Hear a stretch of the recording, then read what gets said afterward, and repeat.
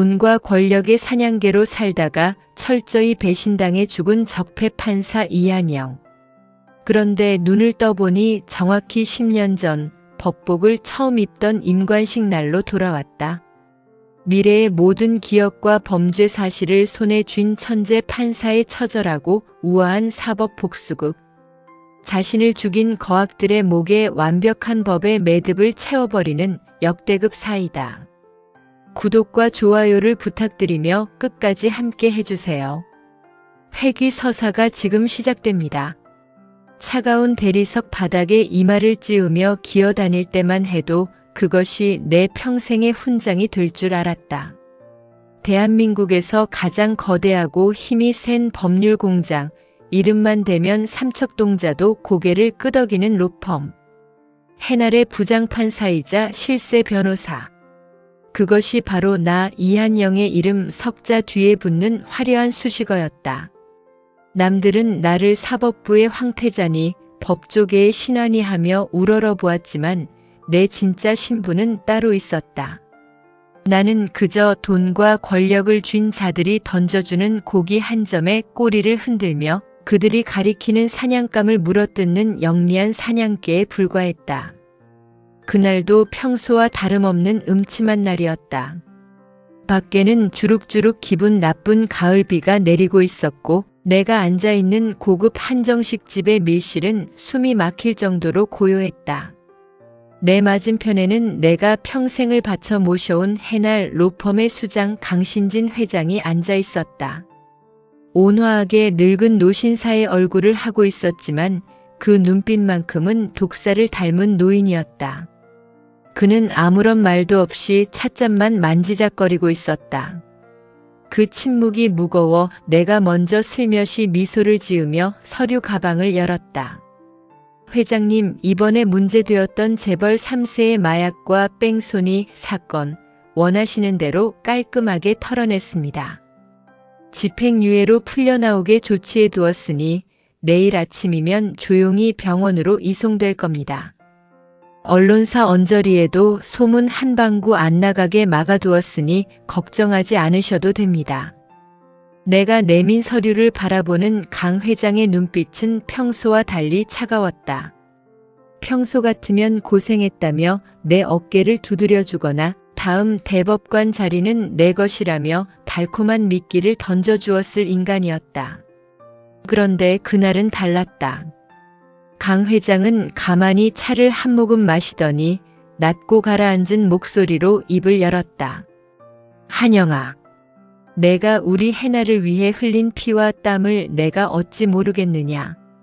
내가 없었다면 지금의 해날도 없었겠지.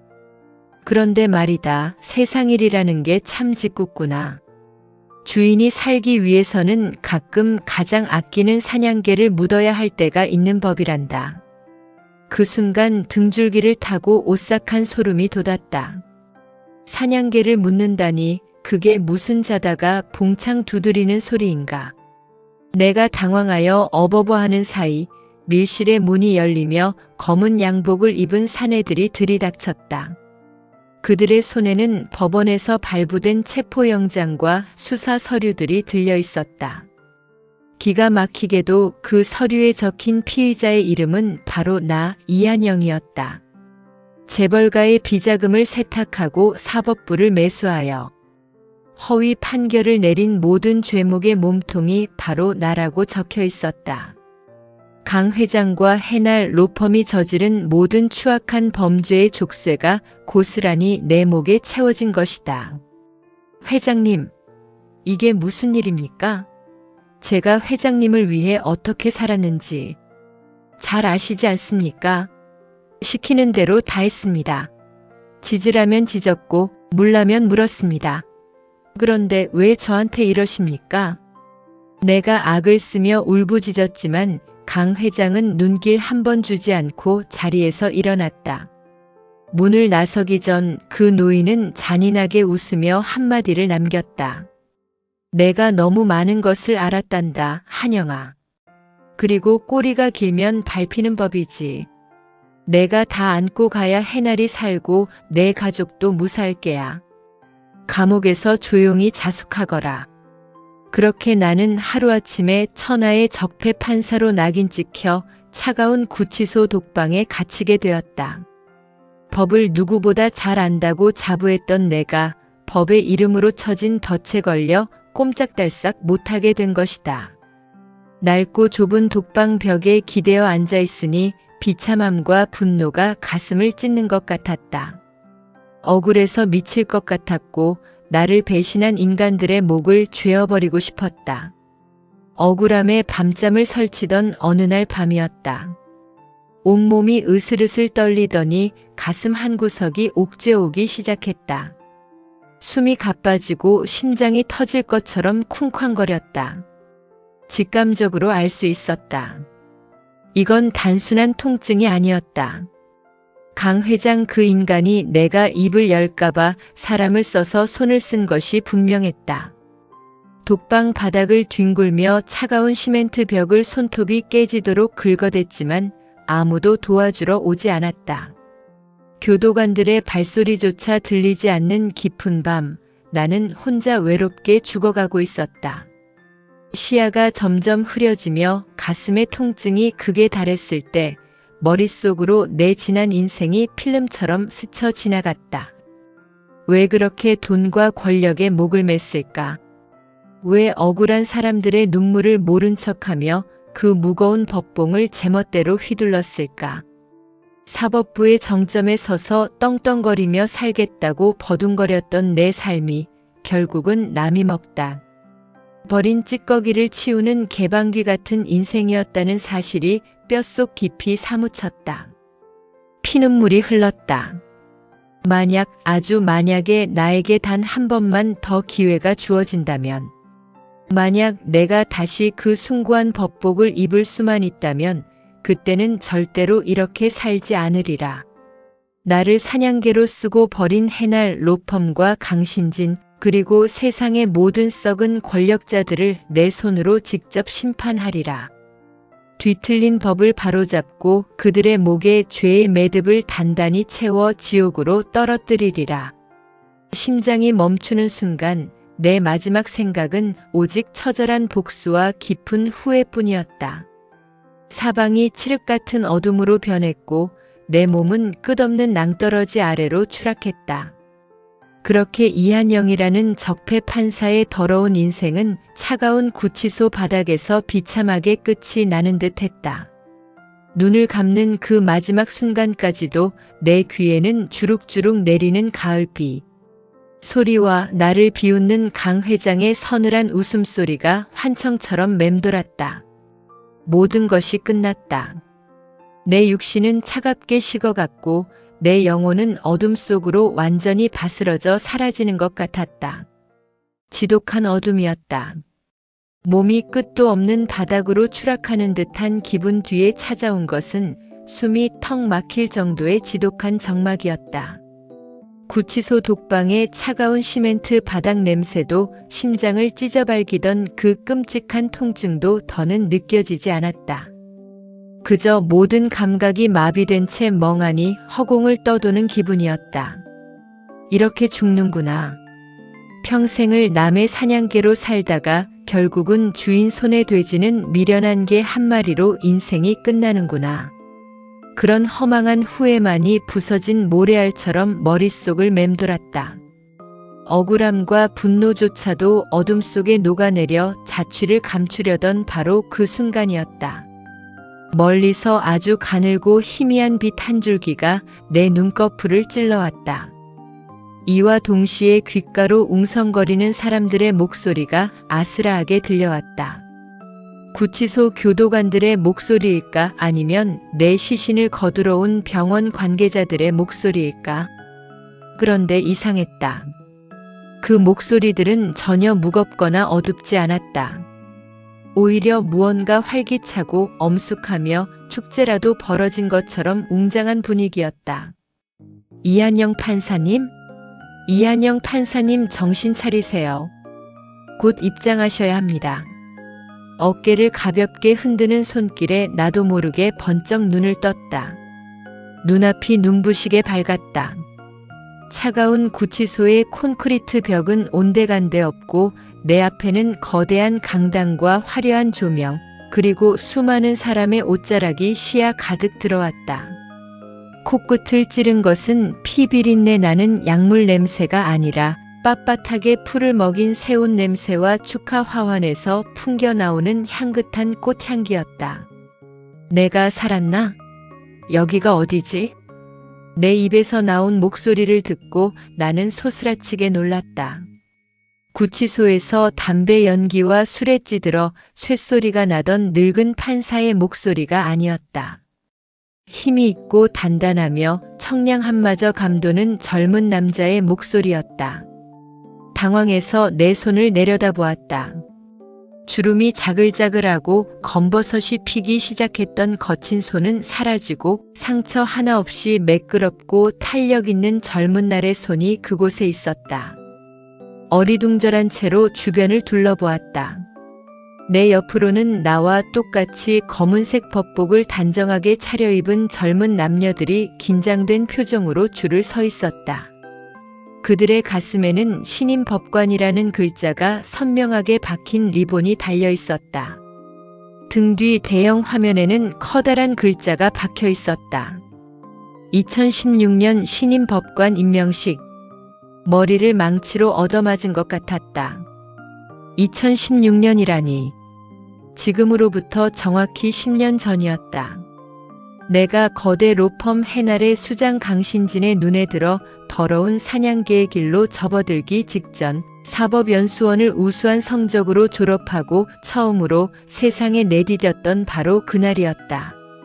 이게 어떻게 된 일이야? 거울을 찾아 허겁지겁 복도로 뛰어나갔다. 화장실 유리창에 비친 내 모습은 눈이 부실 정도로 젊었다. 30살 남짓의 젊은 이한영이 그곳에 서 있었다. 눈빛은 맑았고 정의감으로 팽팽하게 긴장된 얼굴이었다. 미래의 돈과 권력에 찌들어 능구렁이처럼 변해버린 그 추악한 노인의 모습은 눈을 씻고 찾아봐도 없었다. 내가 정말 과거로 돌아온 것일까? 죽음의 문턱에서 신이 내린 마지막 기회인 걸까? 아니면 구치소 바닥에서 죽어가며 보는 마지막 한 조각 꿈인 걸까? 내 뺨을 세게 꼬집어 보았다. 아릿한 통증이 생생하게 뇌리를 찔렀다. 꿈이 아니었다. 환각도 아니었다. 나는 정말로 10년 전 내 인생에서 가장 순수했고 가장 찬란했던 그 시작점으로 되돌아온 것이었다. 화장실 벽을 짚은 손이 부르르 떨렸다. 가슴 밑바닥에서부터 뜨거운 무언가가 왈칵 치밀어 올랐다. 눈물이 흐를 것 같았지만 이를 악물고 참아냈다. 슬퍼할 때가 아니었다. 감상에 젖어 있을 시간도 없었다. 나를 배신하고 비참하게 죽였던 강신진 회장, 그리고 해날 로펌의 얼굴들이 머릿속을 스쳐 지나갔다. 그들은 지금 이 시간에도 세상의 권력을 쥐고 흔들며 아무것도 모르는 시골내기 초임 판사인 나를 자기들의 꼭두각시로 만들 음모를 꾸미고 있을 것이었다. 강신진. 그 이름을 입 밖으로 내뱉는 순간 내 젊은 눈동자에 서늘한 불꽃이 튀었다. 전생에 나는 돈에 눈이 멀어 그들의 개가 되었고 결국엔 사냥개 시체로 버려졌다. 하지만 이번 생은 다르다. 내 머릿속에는 앞으로 10년 동안 대한민국에서 벌어질 모든 대형 사건의 서류들이 권력자들의 숨겨진 비리와 추악한 범죄 사실들이 고스란히 저장되어 있다. 누가 언제 어떤 죄를 짓고 어떻게 법망을 빠져나갈지 나는 이미 정답을 알고 있는 시험지를 쥔 채 판을 짜는 사람과 같았다. 너희들이 나를 사냥개로 키우려 했다면 기꺼이 그 개가 되어주지. 하지만 알아두어라. 이번엔 주인의 목덜미를 물어뜯는 미친 개가 될 테니까. 복도 저편에서 임명식이 시작된다는 종소리가 맑게 울려 퍼졌다. 나는 헝클어진 법복깃을 정성스럽게 바로잡았다. 그리고 거울 속의 나를 향해 단호하게 미소를 지어 보였다. 이번 생의 법복은 전생처럼 더러운 피로 물들이지 않을 것이다. 나를 파멸로 몰고 간 자들을 가장 높은 곳에서 가장 비참하게 떨어뜨리는 거룩한 무기로 삼을 것이다. 강당 안으로 걸어 들어가는 내 발걸음은 누구보다 당당하고 묵직했다.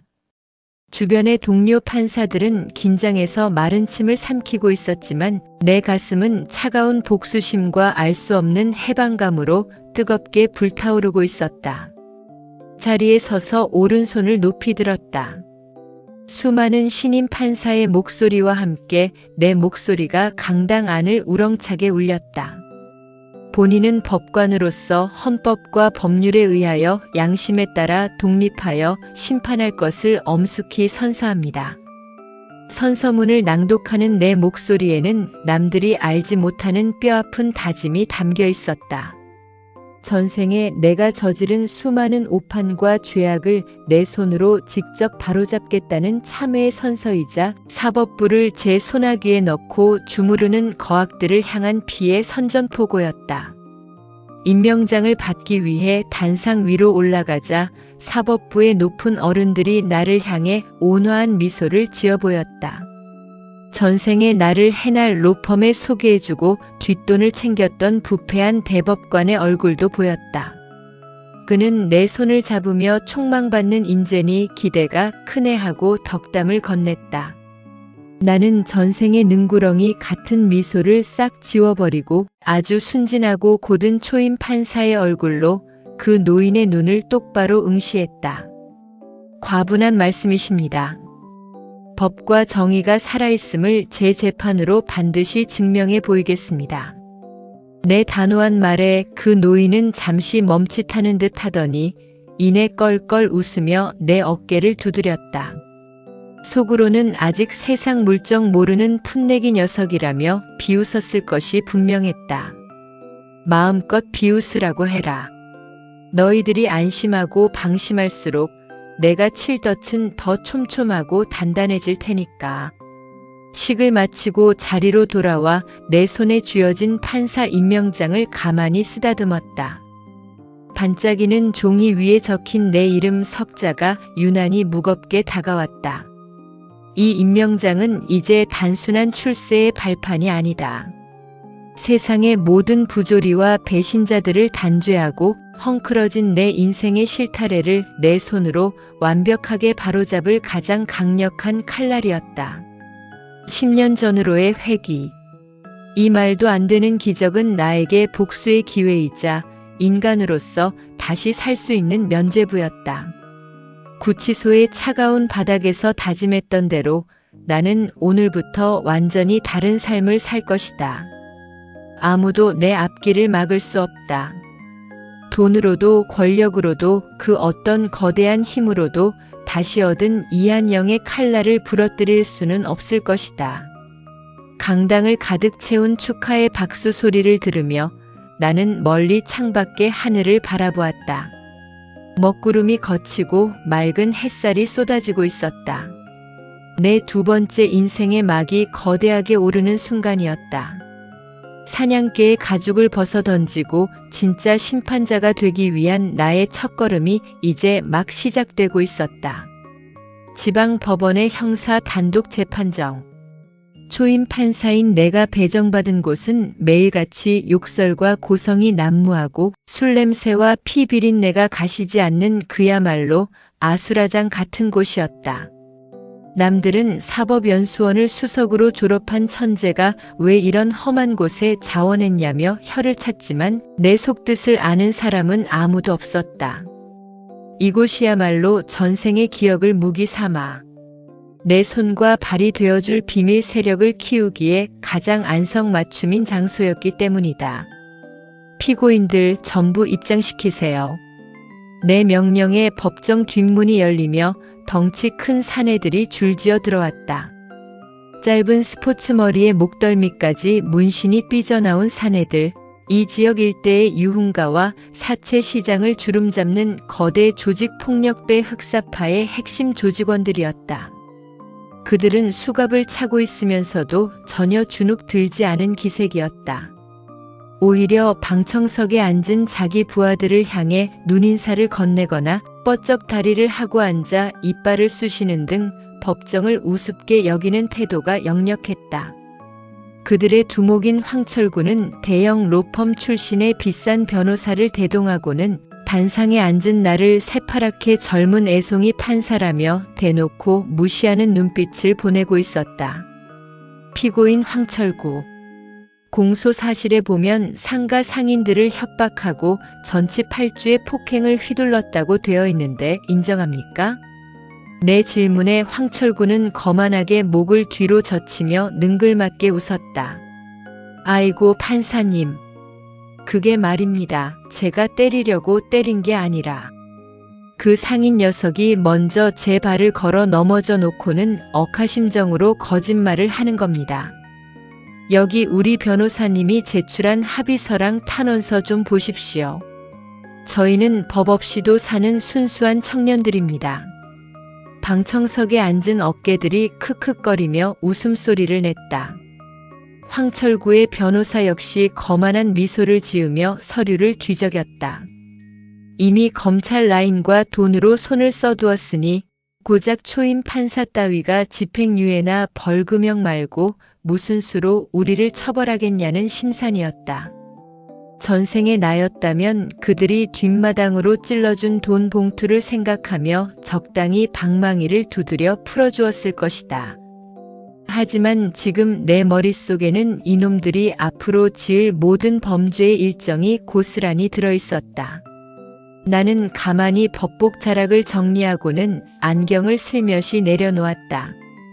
그리고 법정이 꽁꽁 얼어붙을 정도로 차갑고 깊은 미소를 지어 보였다. 황철구 씨, 연기가 제법 훌륭하군요. 하지만 내 앞에서는 그 연기 통하지 않습니다.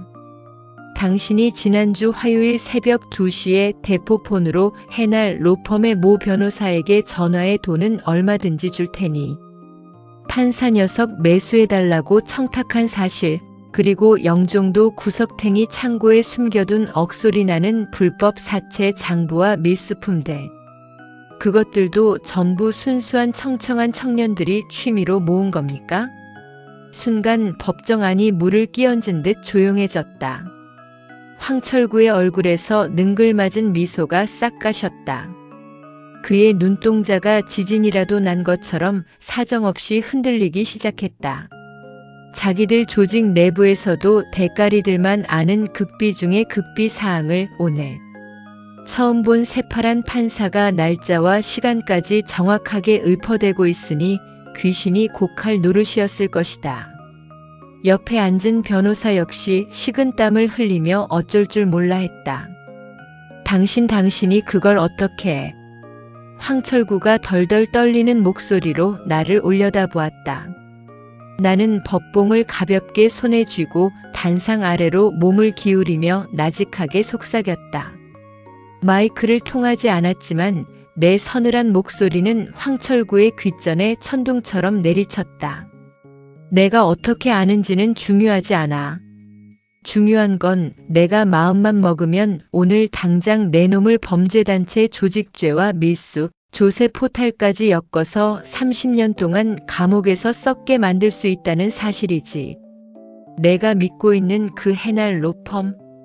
걔들이 고작 너 같은 동네 건달 하나 살리려고 판사인 나랑 전면전을 벌일 것 같나? 꼬리 자르기 당해서 차가운 독방에서 늙어 죽고 싶나? 황철구의 이마에서 주먹만 한 땀방울이 바닥으로 뚝뚝 떨어졌다. 조폭 두목으로 살며 온갖 산전수전을 다 겪었다는 인간이 고작 30살짜리 판사의 눈빛에 압도되어 사시나무 떨듯 떨고 있었다.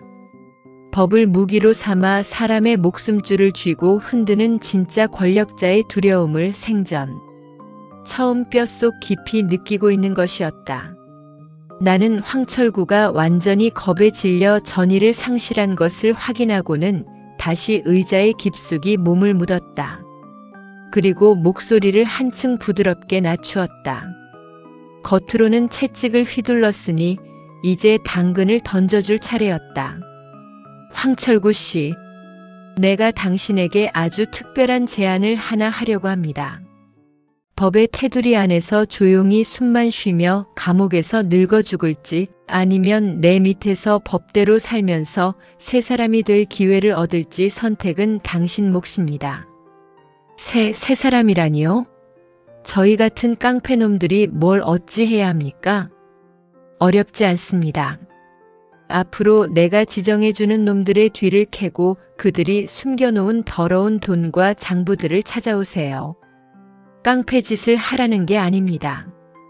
대한민국 법을 수호하는 판사인 나의 합법적인 눈과 발이 되라는 뜻입니다.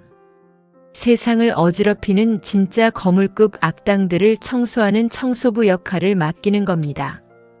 그렇게 하면 내가 당신들의 지난 과거는 눈감아줄 뿐만 아니라 이 지역 사채 시장을 합법적인 금융업으로 세탁할 수 있도록 법적으로 도와주지요. 황철구의 눈이 번쩍 뜨였다. 평생을 어둠 속에서 범죄자로 쫓기며 살던 그들에게 판사의 비호 아래 합법적인 사업가로 거듭날 수 있다는 제안은 눈이 뒤집힐 만큼 매력적인 미끼였다. 게다가 거절하면 당장 평생을 감옥에서 썩어야 하는 외통수였다. 황철구는 마른 침을 크게 한번 삼키더니 법정 바닥에 넙죽 엎드려 고개를 숙였다. 판사님, 아니 형님 아니지 재판장님. 시켜만 주십시오. 이 황철구와 우리 흑사파. 애들 전체가 오늘부터 재판장님의 발사계가 되겠습니다. 방청석에 있던 수십 명의 어깨들도 두목을 따라 일제히 허리를 90도로 꺾으며 잘 부탁드립니다, 재판장님. 하고 우렁차게 소리를 질렀다. 법정이 순간 조폭들의 충성 맹세 장소로 변해버린 진풍경이었다. 법원 직원들과 속기사는 기가 막힌 듯 입을 벌리고 나를 바라보았지만 나는 그저 만족스러운 미소를 지을 뿐이었다. 좋습니다. 피고인들의 반성하는 기미가 뚜렷하고 개과천선의 여지가 보이므로 이번 사건은 집행유예를 선고합니다. 대신 약속을 어길 시에는 어떻게 되는지 내 방망이가 똑똑히 기억하고 있을 겁니다. 탕. 법판 위에 울려 퍼진 3번의 목창 소리는 황철구 무리에게는 새로운 인생의 시작을 알리는 종소리였고 나에게는 거악 해날 로펌을 무너뜨릴 강력한 비밀 군대가 탄생했음을 알리는 축포였다. 재판이 끝나고 피고인들이 퇴정하는 모습을 보며 나는 옷깃을 가볍게 털었다. 조폭을 선도하는 판사라니 남들이 보면 미쳤다고 손가락질할지도 모른다.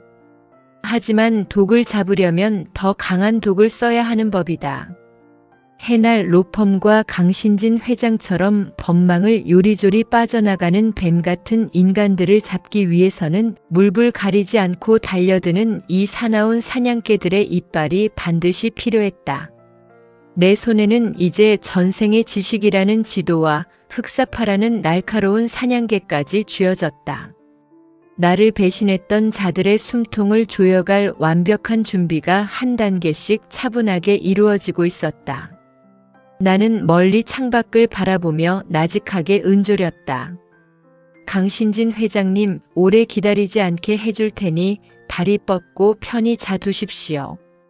머지않아 당신이 가장 믿었던 사법부의 칼날이 당신 목을 겨누게 될 테니까요. 호랑이를 잡으려면 호랑이 굴로 들어가야 하고 썩은 물을 퍼내려면 스스로 그 진흙탕 속에 발을 담가야 하는 법이다. 흑사파 황철구 일파를 완벽하게 내 소나귀에 넣은 지 몇 달이 지났을 무렵 나는 드디어 다음 단계로 움직이기 시작했다. 세상 사람들에게 내 진짜 속내를 들키면 안 되었다. 사법부의 거물들과 거대 로펌 해날의 수장 강신진의 눈에 내가 아주 다루기 쉽고 돈과 출세라면 사족을 못 쓰는 영리하지만 타락한 판사로 보여야만 했다. 그들이 안심하고 썩은 고기를 던져줄 수 있도록 나는 내 얼굴에 두껍고 화려한 적폐의 가면을 씌우기로 결심했다. 기회는 생각보다 빨리 찾아왔다. 전생의 기억대로 이 시기 즈음 법조계 고위 인사들과 대형 로펌의 핵심 인물들이 모이는 은밀한 사교 모임이 열리기 때문이었다. 서울 강남의 한 최고급 일식집. 일반인들은 명함조차 내밀지 못하는 그 비밀스러운 밀실에 나는 초임 판사라는 낮은 신분에도 불구하고 당당히 발을 들였다.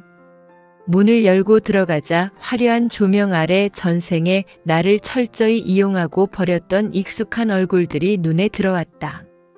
그 중심에는 역시나 부드러운 미소 뒤에 칼을 숨긴 노인, 해날 로펌의 강신진 회장이 앉아 있었다. 어허, 이 친구가 이번에 사법연수원을 수석으로 졸업하고 우리 법조계에 파란을 일으킨 이한영 판사인가? 반갑네, 반가워. 강 회장은 나를 보자마자 인자한 동네 할아버지처럼 환하게 웃으며 악수를 청했다. 전생에서 나를 구치소 독방에서 외롭게 죽음으로 몰고 갔던 바로 그 손이었다. 순간 심장이 거세게 요동치고 주먹에 힘이 들어갔지만 나는 이내 눈빛을 싹 바꾸었다. 눈앞에 이 노인을 당장 물어뜯고 싶은 충동을 억누르며 세상에서 가장 비굴하고 출세에 굶주린 삼류 판사의 미소를 지어 보였다. 아이고, 강 회장님. 부족한 제 이름 석자를 어찌 기억해 주시고 이렇게 귀한 자리에 불러주셨습니까? 사법부의 신하이신 회장님을 직접 뵙게 되다니 가문의 영광입니다. 나는 허리를 잔뜩 굽히며 강 회장이 권하는 술잔을 두 손으로 싹싹 비벼받았다. 그 가식적인 모습에 방 안에 다른 부패한 판검사들과 로펌 변호사들이 킥킥거리며 비웃는 소리가 들렸다. 연수원 수석이라고 하더니 별거 없구먼. 결국 돈이랑 출세길에 줄 서고 싶어 안달이 난 녀석이군. 그들의 눈빛에는 나를 향한 경멸이 가득했지만 나는 속으로 쾌재를 불렀다. 바로 그것이었다. 내가 원한 것이 바로 그들이 나를 만만하게 보고 방심하는 것이었으니까. 이 판사 아주 싹싹하고 마음에 드는구먼. 젊은 친구가 벌써부터 세상 돌아가는 이치를 아주 잘 알아. 꽉 막힌 모범생들보다는 자네처럼 영리한 친구들이 크게 되어야 사법부의 미래가 밝은 법이지.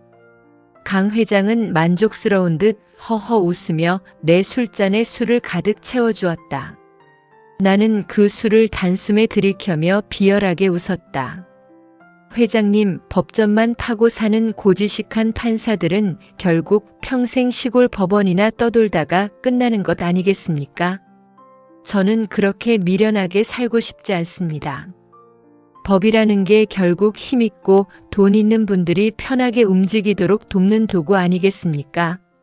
앞으로 회장님과 해날 로펌에 하시는 일에 작은 보탬이라도 되고 싶습니다. 내 노골적인 아첨에 강 회장의 눈빛이 번뜩였다. 그는 내 어깨를 툭툭 두드리며 아주 낮고 은밀한 목소리로 속삭였다. 아주 좋아. 마침 자네가 있는 법원에 우리 해날이 맡은 아주 까다로운 재판이 하나 배당될 걸세. 국내 굴지의 대기업 비자금 관련 사건인데 여론이 영 좋지 않아서 말이야. 자네가 맡아서 법의 테두리 안에서 조용하고 매끄럽게 덮어줄 수 있겠나? 일을 잘 처리해주면 다음 정기 인사 때 서울중앙지법의 요직으로 자리를 옮길 수 있도록 내가 손을 써두지. 드디어 거하기 내민 더러운 미끼가 내 눈앞에 뚝 떨어졌다. 전생에 나는 이 미끼를 덥석 물고 그들의 충직한 사냥개가 되었지만 이번 생에 나는 그 미끼를 이용해 그들의 목줄을 쥘 생각이었다. 나는 침을 꿀꺽 삼키는 신용을 하며 눈을 반짝였다. 회장님, 제게 그런 엄청난 기회를 주시다니요. 걱정 마십시오. 법전의 구멍은 눈 감고도 찾아내는 게 제 전공입니다. 털어도 먼지 하나 안 나오게 아주 합법적인 판결문으로 그 기업의 죄를 씻어드리겠습니다. 저만 믿어주십시오. 허허허. 역시 천재 판사답군. 자, 마시세. 우리 이 판사의 밝은 앞날을 위하여. 밀실 안은 온갖 추악한 거래와 가식적인 웃음소리로 가득 찼다. 나는 연신 고개를 숙이며 그들이 주는 술을 받아 마셨지만 내 정신은 그 어느 때보다 맑고 차가웠다. 술잔에 비친 내 가식적인 미소 뒤로 서늘하게 빛나는 복수의 칼날이 일렁이고 있었다. 그날 이후로 나는 철저하게 두 얼굴의 적폐 판사로 살아가기 시작했다. 낮에는 법원에서 돈 많은 범죄자들에게 유리한 판결을 내려주는 척 해날 로펌의 변호사들과 은밀하게 골프를 치고 최고급 요정에서 대접을 받으며 소문을 퍼뜨렸다. 법원 내부에서는 이한영 판사가 드디어 출세주를 잡으려고 권력의 영혼을 팔았다는 비판과 손가락질이 쏟아졌지만 나는 그 모든 수치심을 묵묵히 견뎌냈다. 적들을 속이기 위해서는 먼저 아군과 세상 전체를 완벽하게 속여야 했기 때문이다. 하지만 겉으로 타락의 길을 걷는 것처럼 보이는 순간에도 내 진짜 움직임은 어둠 속에서 소리 없이 진행되고 있었다. 강 회장과 부패한 권력자들이 내게 청탁을 해올 때마다 나는 그들이 건넨 뇌물의 액수, 청탁을 해온 날짜와 시간, 그리고 그들이 숨기려 했던 진짜 범죄 증거물들을 하나도 빠짐없이 치밀하게 수집했다.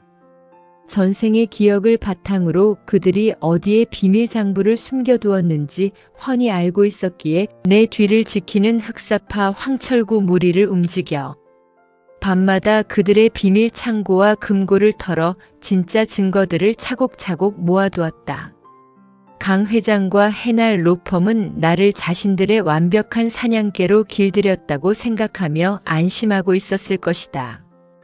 이한영 저 녀석은 우리가 주는 돈과 자리에 취해 이제 우리 품을 벗어날 수 없다며 비웃었을 것이 분명했다.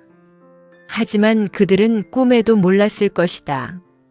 자신들이 나에게 건넨 그 더러운 돈과 청탁, 서류들이 머지않아 자신들의 목을 단번에 베어버릴 가장 날카로운 단두대의 칼날이 되어 돌아갈 것이라는 사실을. 나는 그렇게 우아하고 서늘한 적폐의 가면을 쓴 채 거하게 심장부인 해날 로펌의 깊숙한 곳까지 파고들었다. 그들이 나를 전적으로 신뢰하여 자신들의 가장 추악하고 치명적인 비밀까지 내게 맡기는 그날까지 나는 기꺼이 그들의 가장 충직한 종복 노릇을 할 준비가 되어 있었다. 법복을 입고 거울 앞에 설 때마다 나는 다짐했다. 이 더러운 가면을 벗어던지는 날 대한민국 사법부의 역사는 새로 쓰이게 될 것이라고. 나를 비웃고 이용하려 드는 저 악인들의 목에 죄의 매듭을 채우는 그 짜릿한 날을 위해 나는 오늘도 가장 비열한 미소를 지으며 호랑이 굴의 더 깊은 곳으로 걸어 들어갔다.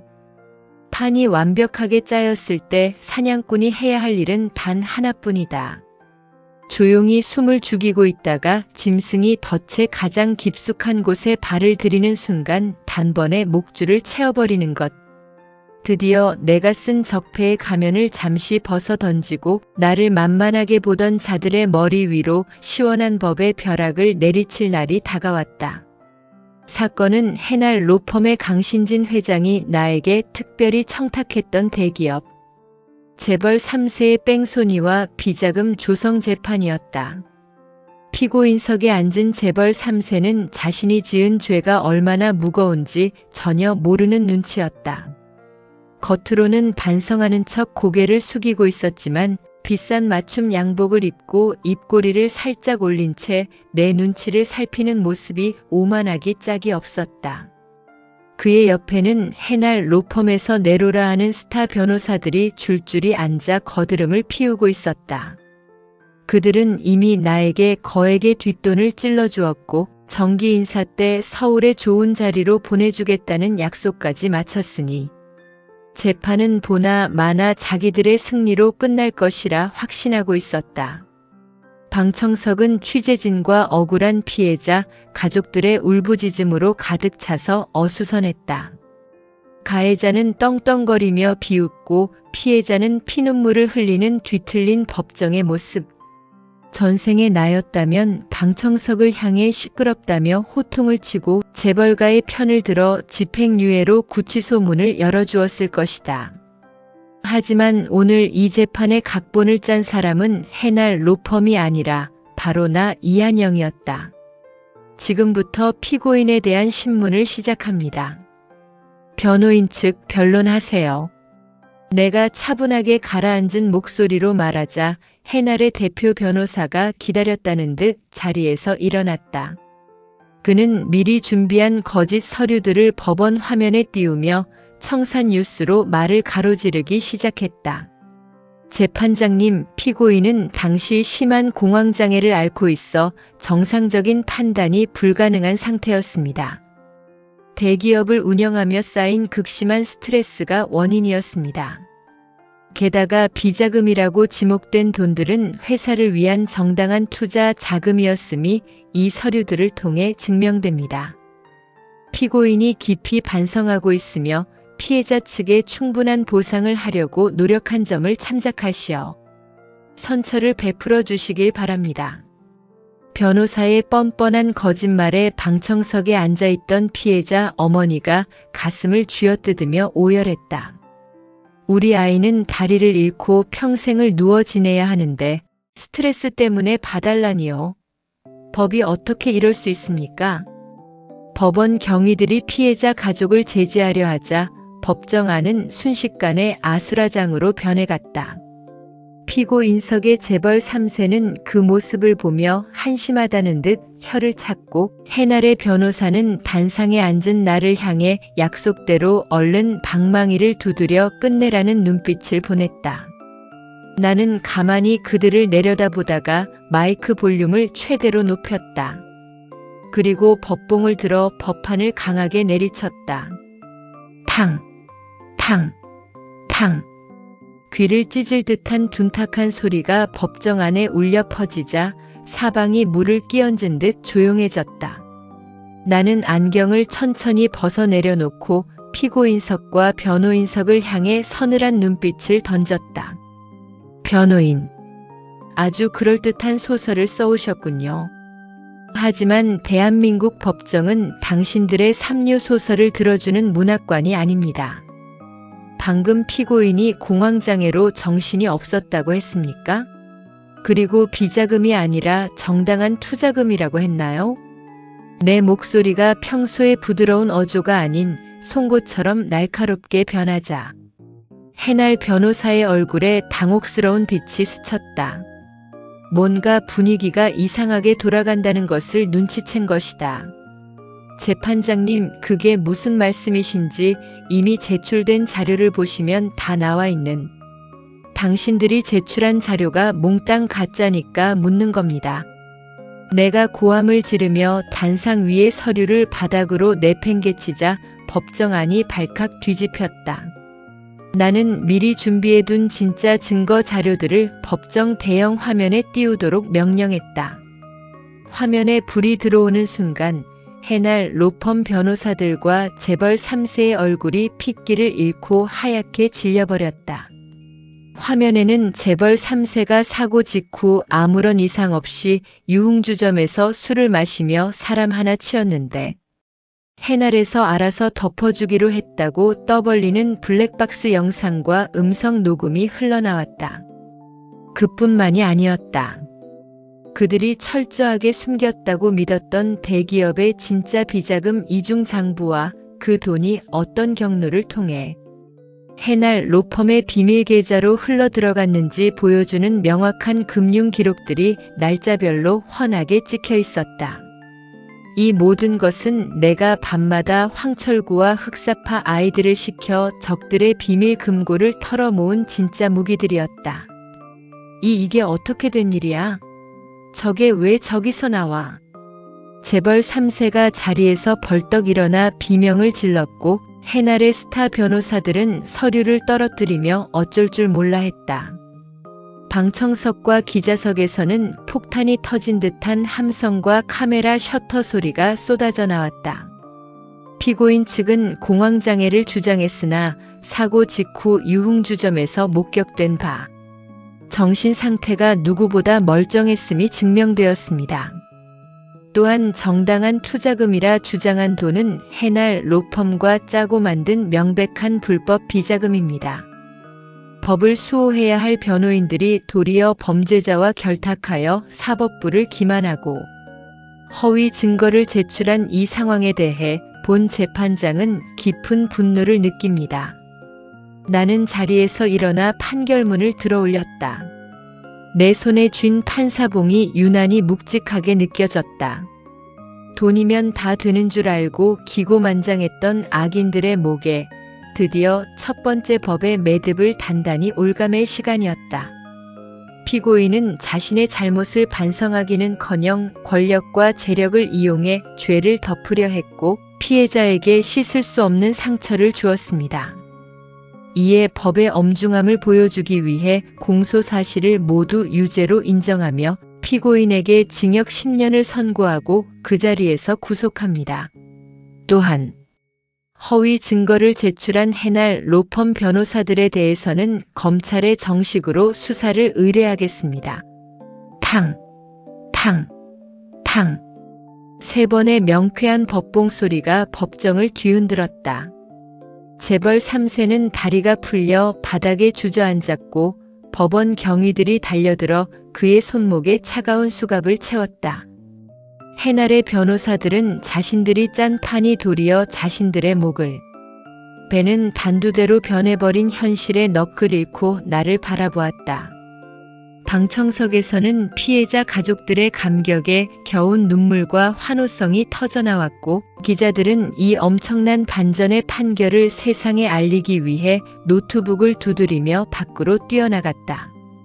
답답하게 뒤틀려 있던 법과 정의가 비로소 제자리를 찾아 완벽하게 묶이는 순간이었다. 재판장석에서 내려와 법복을 정리하는 내 입가에 엷은 미소가 번졌다. 이번 판결로 인해 세상은 발칵 뒤집힐 것이고 해날 로펌의 강신진 회장은 자신이 키우던 사냥개에게 아주 뼈아픈 뒤통수를 맞았다는 사실에 피를 토하며 분노할 것이었다. 하지만 이것은 시작에 불과했다. 그들이 지은 거대한 죄악의 타래를 풀고 마지막 매듭을 지을 때까지 나의 사이다 판결은 멈추지 않을 것이다. 나는 쓰러져가는 악인들을 차갑게 내려다보며 속으로 조용히 외쳤다. 강 회장님, 이제 겨우 첫 번째 매듭을 묶었을 뿐입니다. 당신이 지은 그 거대한 죄의 성체가 무너지는 그날까지 내 법정의 문은 언제나 열려 있을 테니 어디 한번 끝까지 버텨보십시오. 대기업 재벌 3세를 법정에서 단번에 구속하고 해날 로펌의 부패한 변호사들을 수사선상에 올려놓자 세상은 그야말로 뒤집어졌다. 언론들은 매일같이 쏘신 판사의 위대한 판결이라며 내 이름을 대서특필했고 인터넷에는 드디어 이 땅에 진짜 정의로운 판사가 나타났다며 칭찬하는 글들이 쏟아졌다. 하지만 나는 그런 대중의 환호에 도취해 있을 시간이 없었다.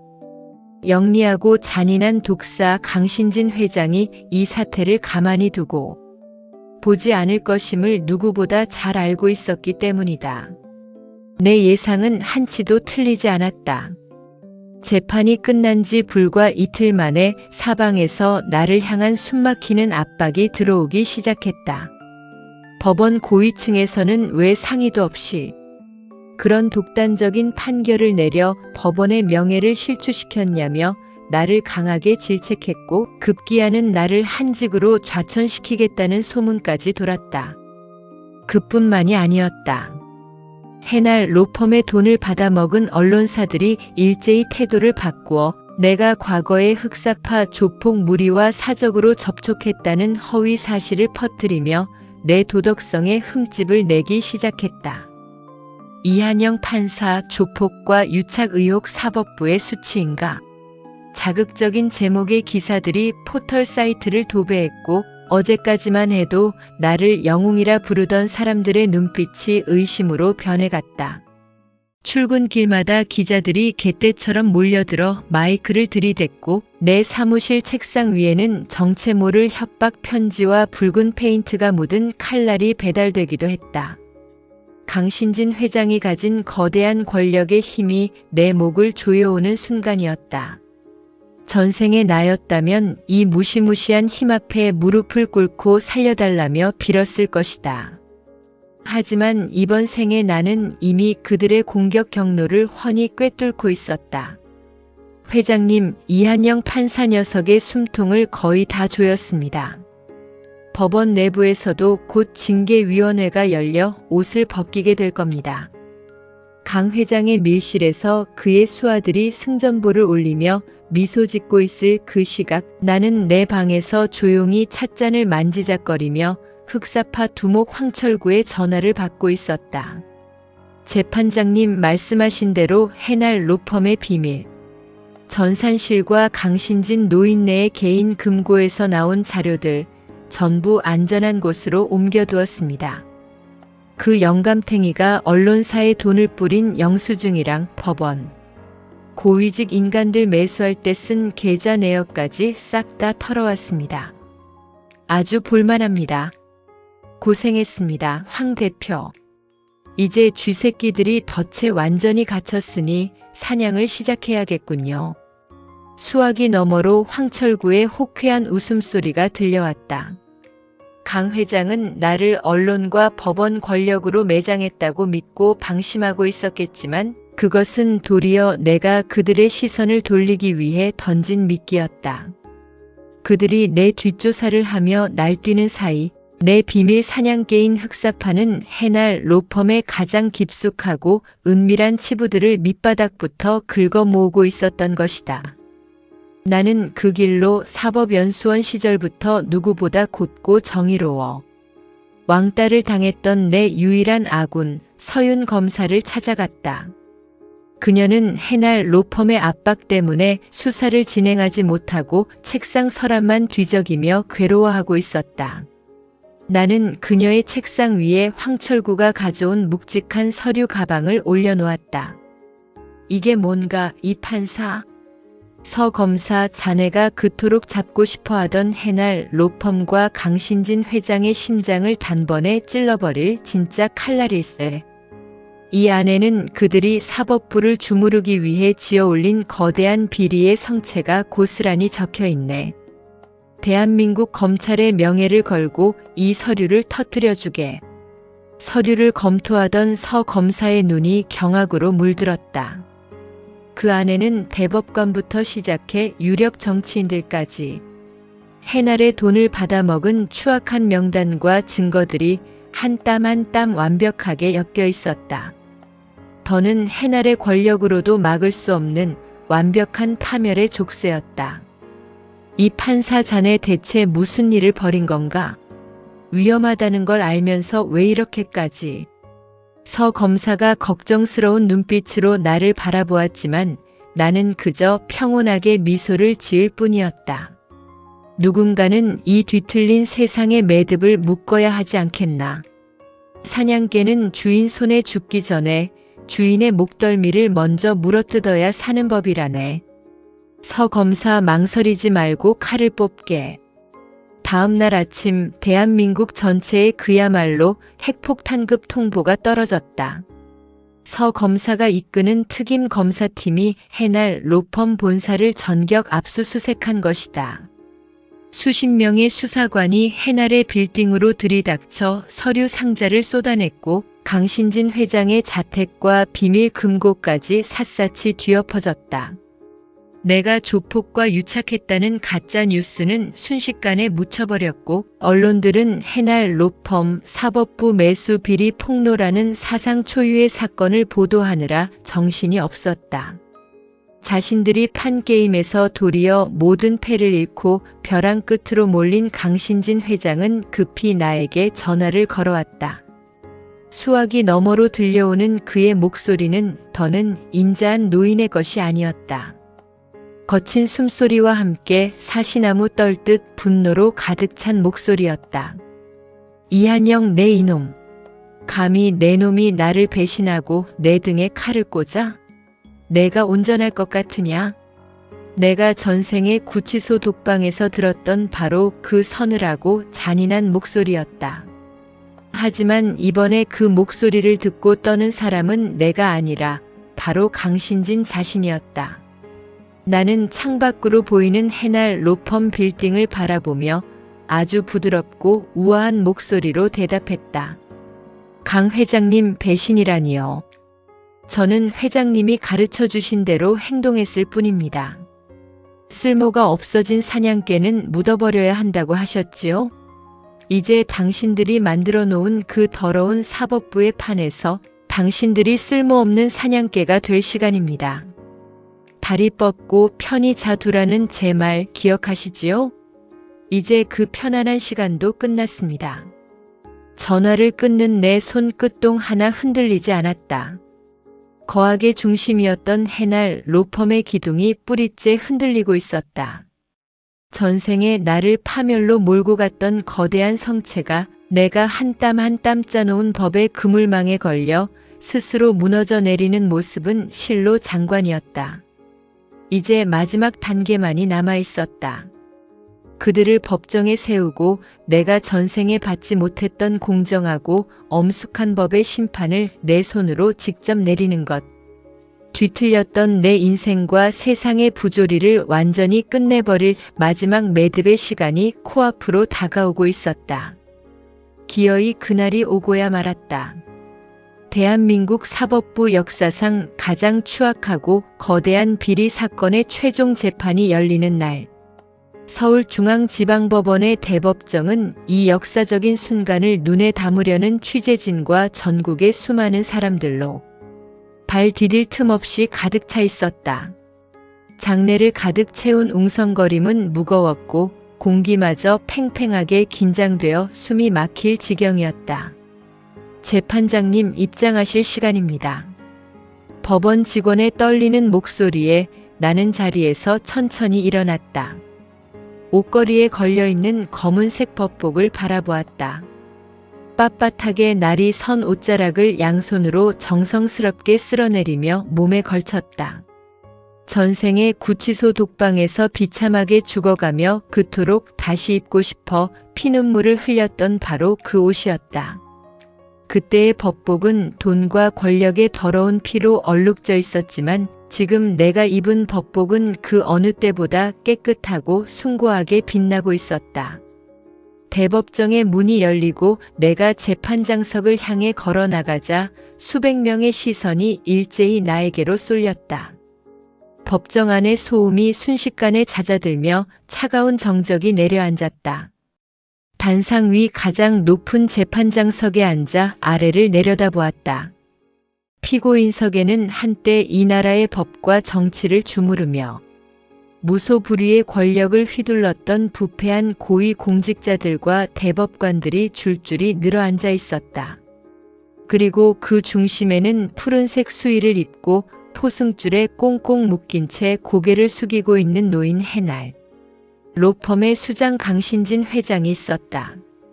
전생에 그렇게도 당당하고 기고만장했던 노인의 얼굴은 간데없고 그저 뼈만 남은 앙상하고 초라한 범죄자의 모습만 남아 있었다.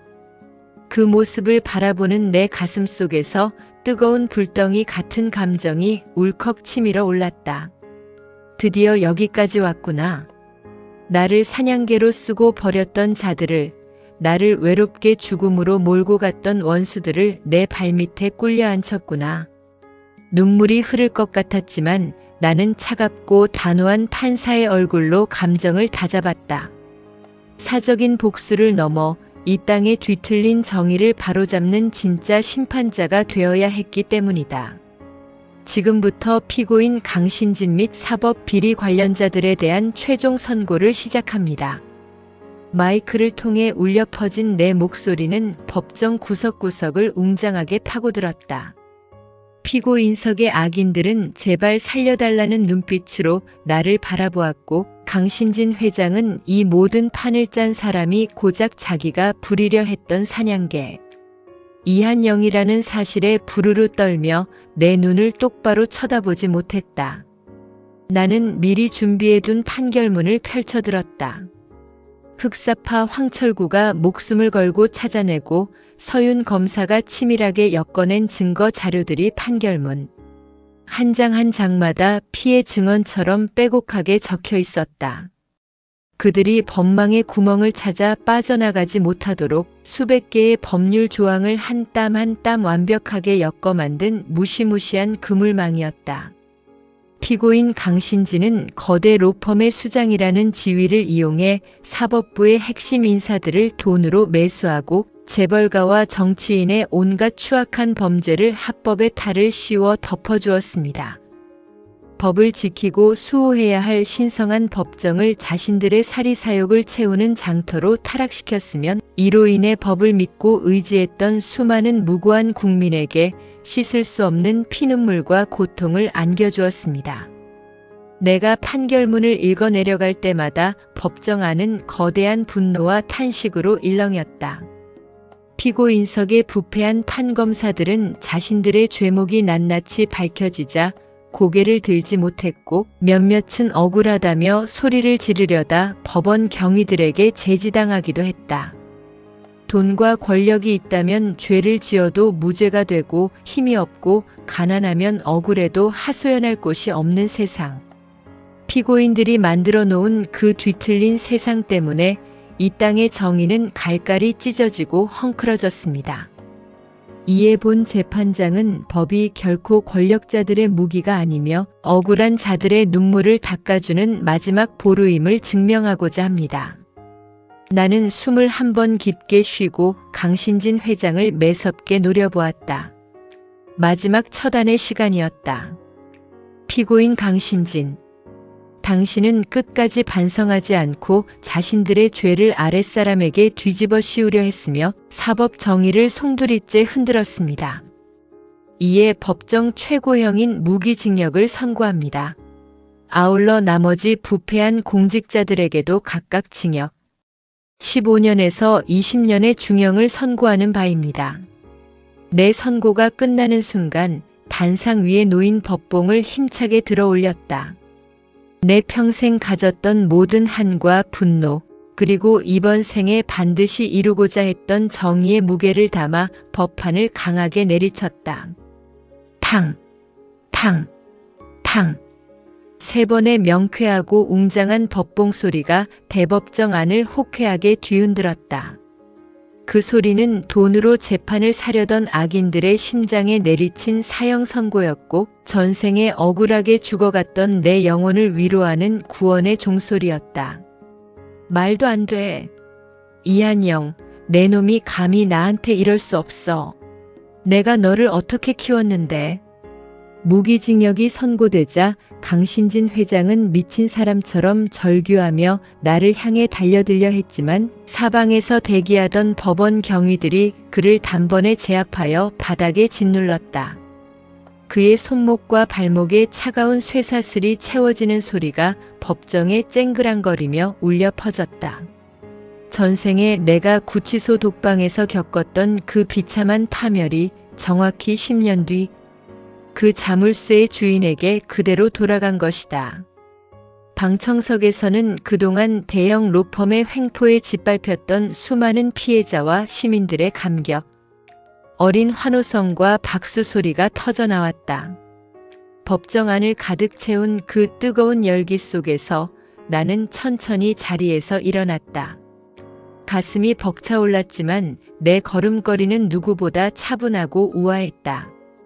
법정을 걸어나가는 내 등 뒤로 수많은 기자의 카메라 플래시가 축포처럼 터져 올랐다.